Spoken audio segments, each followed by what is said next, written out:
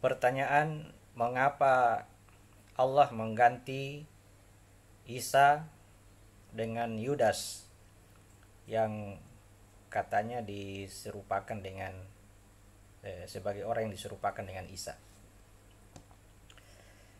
Di dalam Al-Quran, cerita tentang penyaliban Isa itu merupakan peristiwa yang terjadi pada diri kita sendiri. Adapun kejadian yang sebenarnya tentang penyaliban Isa itu merupakan tanda-tanda nyata untuk menunjukkan atau untuk memudahkan bagaimana memaknai Al-Quran. Ya.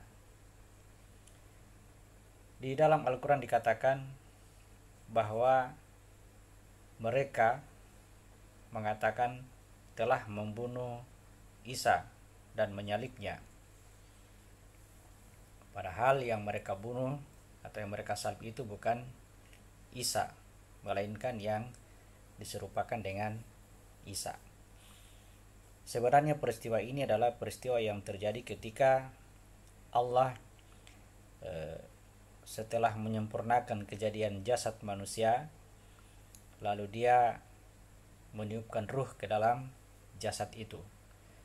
Namun demikian, sebelum ruh itu masuk ke dalam jasad, dibuat dulu keserupaannya. Ini yang selama ini saya sebut dengan jiwa.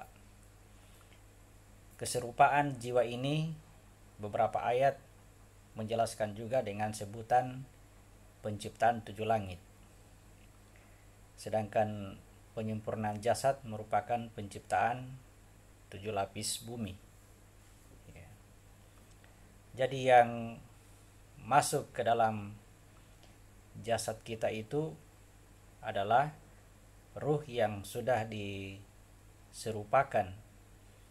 Ya, penyerupaannya menurut jasad masing-masing. Sehingga ketika kita berkehendak untuk mengenal kembali ruh ini, maka standar pengenalan kita adalah di jasad. Namun kita harus waspada karena ketika kita lepas dari jasad, yang kita temukan pertama itu adalah keserupaan tentang Isa atau keserupaan tentang ruh. Jadi tidak ada dijelaskan bahwa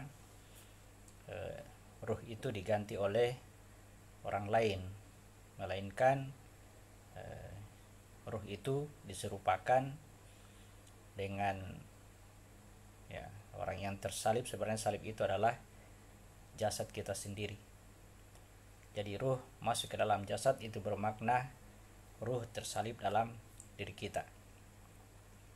Kemudian setelah masuk ke dalam jasad, kita perhatikan bahwa penempatan ruh itu adalah di langit.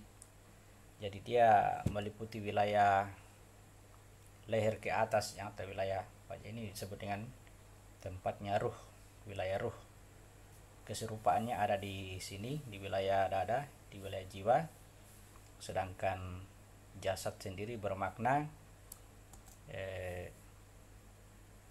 titiknya ada di bagian sulbi sampai ke daerah pusat.